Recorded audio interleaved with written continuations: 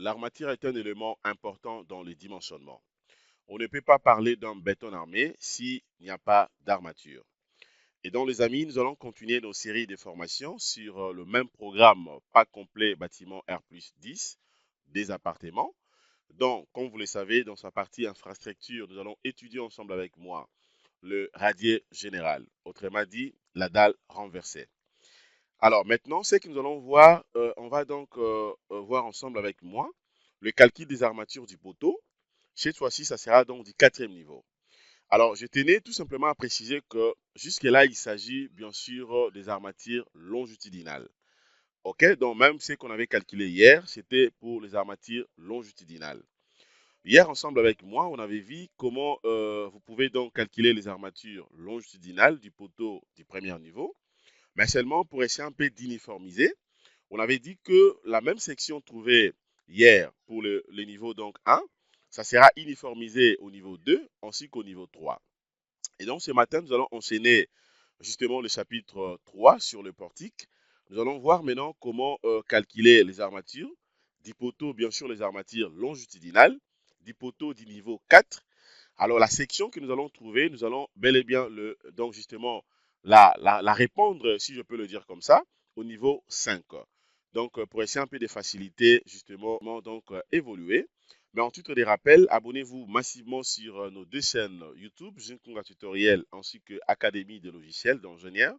Abonnez-vous massivement, likez le contenu ainsi que partagez, et ben vous ne serez jamais déçus. Donc les amis, restez connectés. Si vous êtes prêts, je pense qu'on peut y aller juste après ce générique.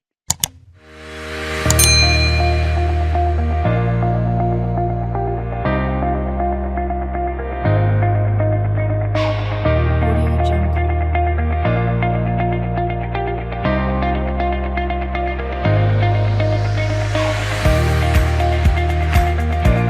Audio Jungle.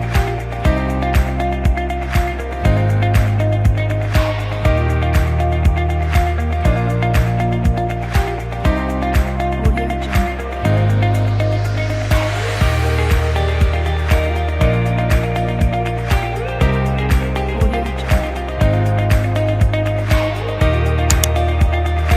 Comment calculer les armatures longitudinales du poteau du niveau 4? Abonnez-vous massivement sur nos deux chaînes YouTube et restez connectés et grandissons ensemble. Les amis, comme je l'ai dit au début de cette formation, nous allons continuer le chapitre 3 sur le portique. Mais cette fois-ci, nous allons voir les calculs des armatures longitudinales du poteau du niveau 4. Alors, qu'est-ce qu'il faut faire jusqu'à ce niveau ici? La première des choses est que là, par exemple, vous avez déjà la section. La section est bel et bien connue puisque c'est la même section que nous avions prédimensionnée tout au début. Nous avons une section de 30 x 45. Alors, je suis obligé d'abord de trouver le NU qui est justement l'effort normal ultime. Et donc, si je vais trouver maintenant l'effort normal ultime ici, le NU sera tout simplement égal à NU1 plus le 11 pp, c'est-à-dire quoi? Le pp représente tout simplement les poids propres, ok? Et de l'autre côté, vous avez les niveaux, plus le DR EPL 6 DT, plus le R EPL 6 DT. Alors, tout en sachant que, à ce qui concerne la descente de charge ici, tout est fonction, bien sûr, du niveau. Par contre, étant donné que là, je suis en train de parler du niveau 4, alors s'il faut voir sa descente de charge, donc sera justement fonction justement de PP, c'est-à-dire le poids propre du niveau 4, plus le poids propre du niveau 5, plus le poids propre du niveau 6, plus le niveau 7, plus le niveau 8, plus le niveau 9, plus le niveau 10, ainsi que plus le niveau 11. C'est-à-dire d'abord concernant le poids propre, je serai obligé de prendre le poids propre de tous ces niveaux. Et également, je pourrais rajouter maintenant les surcharges de ces niveaux-là. Mais néanmoins, comme je suis déjà au niveau 4, ça ne vaut pas la peine pour moi de prendre également la surcharge du niveau 3, du niveau 2, ainsi que du niveau 1. Puisque là, déjà, je viens de passer ou de dépasser les trois autres niveaux. Là, je suis au niveau 4.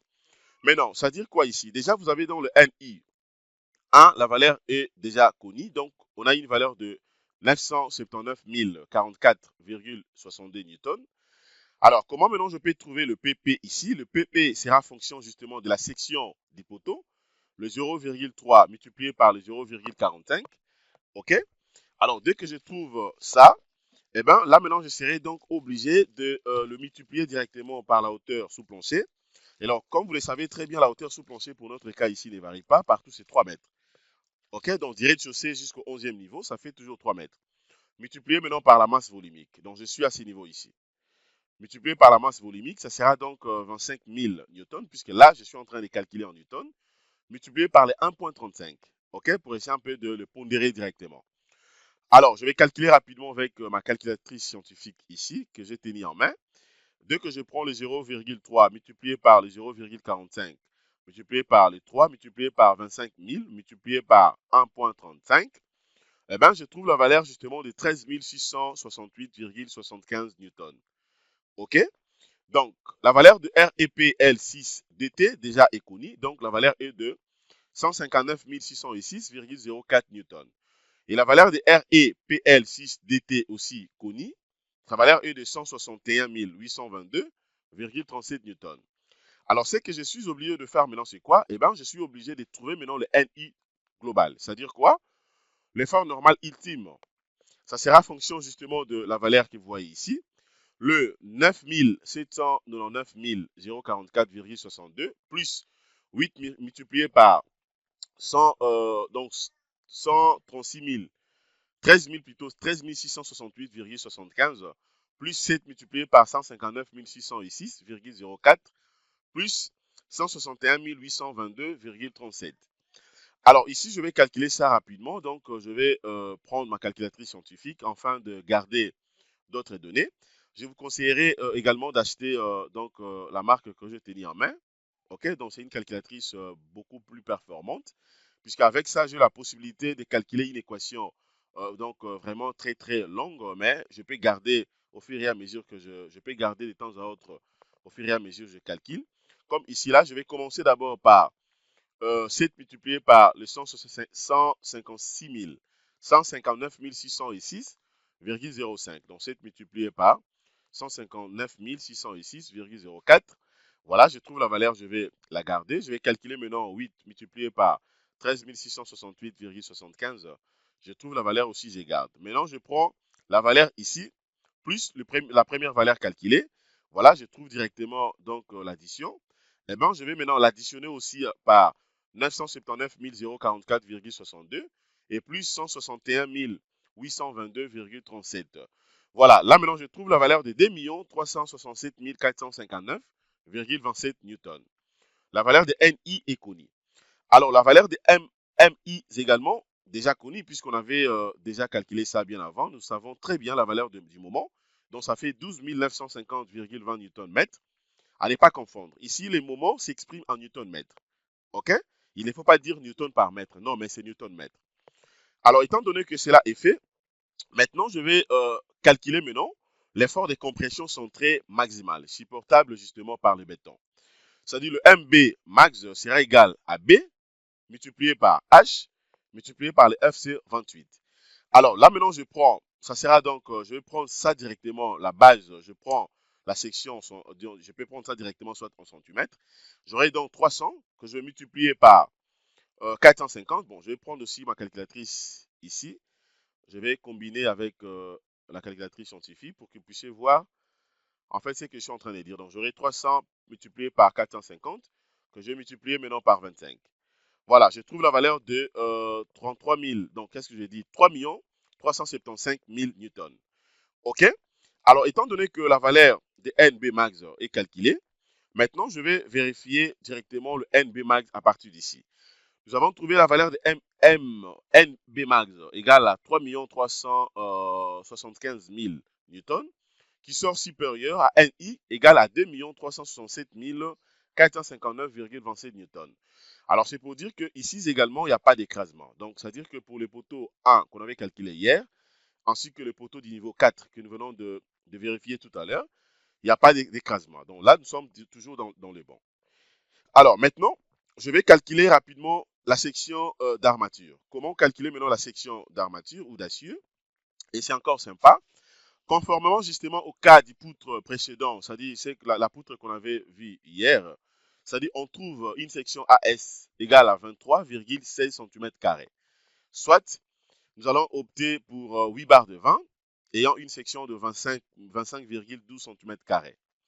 Alors, comment maintenant vous serez à mesure de calculer également le pourcentage de ferraillage? C'est très important de vérifier ça.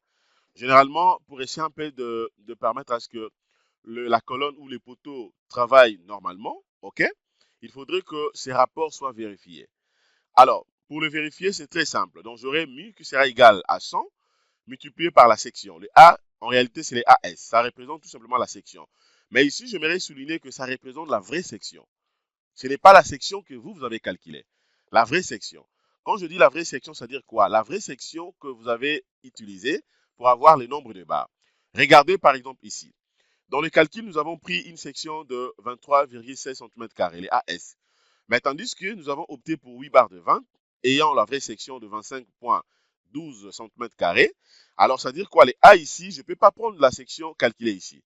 Je vais utiliser la section de 25,12 cm². Donc j'aurai ici, donc ça sera le 100 multiplié par 25,12 sur 30 fois 45. OK? Alors je vais calculer rapidement avec ma calculatrice scientifique. Donc je vais commencer d'abord par les dénominateurs. Donc j'aurai 30 multiplié par 45, je trouve la valeur, je vais garder. Je prends maintenant le numérateur. J'aurai donc 100 multiplié par 25,12. OK? Je trouve aussi la valeur. Maintenant, je vais prendre les numérateurs sur les dénominateurs. Je trouve la valeur de 1,86%. Qui est inférieur à 2%. D'où donc le 0,2% est inférieur à 1,86%, inférieur également à 5%. OK? Donc, voilà ce qu'il fallait faire jusque-là. Alors, cela stipule que d'autant plus que, pour simplifier en fait les calculs, pour faciliter aussi l'exécution, alors ces armatures seront adoptées aussi pour le 5e niveau. OK? Donc, c'est comme on avait vu hier. Hier, j'avais calculé les armatures longitudinales pour le premier niveau. Alors, la section qu'on avait trouvée, c'est la même section que nous avons uniformisée pour le 2e niveau, ainsi que le 3e niveau. Comprenez que là, nous étions vraiment dans le plus bas niveau. Vous voyez? Alors là, maintenant, aujourd'hui, je viens de calculer les armatures du 4e niveau. Alors, pour essayer un peu de simplifier, faciliter les calculs, faciliter l'exécution aussi dorénavant, alors j'ai pris la même section trouvée au niveau 4, c'est celle que je vais uniformiser également ou adopter aussi pour les 5e niveaux. OK? Donc, justement, pour faciliter l'exécution. Et donc, les amis, voilà déjà ce que je voulais vous montrer concernant donc, ce chapitre sur le portique. Chapitre 3, ce n'est pas encore fini. Eh bien, mais je pense que ça vaut la peine pour moi de calculer et, les armatures niveau par niveau. Et là, nous venons de calculer aussi pour le 4e niveau. Nous avons dit que ça sera adapté pour le 5e niveau. Maintenant, nous allons entamer le 6e niveau. Merci les amis de votre disponibilité. Abonnez-vous encore une fois de plus massivement sur nos 2 chaînes YouTube. Likez nos contenus ainsi que partagez. Contactez-nous si vous avez besoin d'un bureau d'études pour travailler avec vous. Vous avez des projets, que ce soit des projets de bâtiments, des projets des routes, des projets des digues, ça dépend de vous. Des projets de barrages, projets de murs de soutènement, projets des ponts, que ce soit des ponts beaucoup plus complexes, ponts aubanais, ponts en caisson, ponts droits, donc tout type de projet. Contactez-nous, nous sommes bel et bien disponibles de travailler avec vous. À un prix, en tout cas, sincèrement, pas trop élevé. Nous sommes là pour vous aider. Même si vous voulez, par exemple, suivre des formations purement professionnelles, devenir un expert dans les calculs de structure, que ce soit à la main, tout comme à travers des logiciels, plusieurs logiciels que vous connaissez, comme Robot Structural Analysis Professionnel, que ce soit Acobri, que ce soit Tecla Structure, Revit Structure, voilà, donc SIPCAD aussi, mais aussi d'autres types de logiciels. OK? Contactez-nous, nous sommes bel et bien disponibles. Nous allons donc vous envoyer tout simplement ce qu'il faut payer en termes de tarifs. Et puis, nous allons travailler ensemble avec vous, avec toute modestie. Voilà, merci les amis de votre disponibilité. Excellente journée. Au revoir.